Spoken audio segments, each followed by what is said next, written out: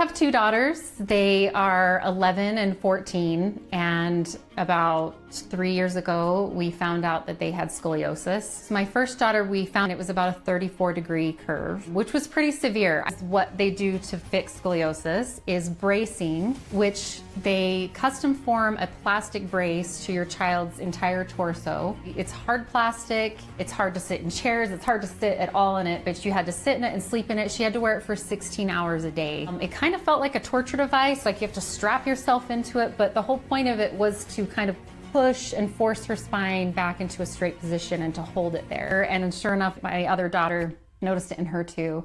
We went in, her degree was around 21 degrees, her curve. Same thing, it was enough to where they're like, we want her to start bracing as well. So I then had both my daughters strapped in these like medieval torture devices, which, especially when you are a teen or a girl teen and you have to wear this hard brace on your body, it's weird for clothes, you get a lot of weird questions, it's hard to use the restroom. And I, as a parent, was extremely frustrated just thinking how that's still all that they do is they just offer bracing, and then depending on how bad their curve is, we'll just straighten it out with metal rods that they'll just have in their back for the rest of their life. I had my back herniation and had found manual therapy to be the thing that helped. If this is something that could fix this dysfunction in my back, surely it could probably fix this dysfunction in their backs as well. Sure enough, I was able to get them into the manual therapist. He started working on them, and we decided to do an experiment where for 1 month we would have them not wear their brace at all,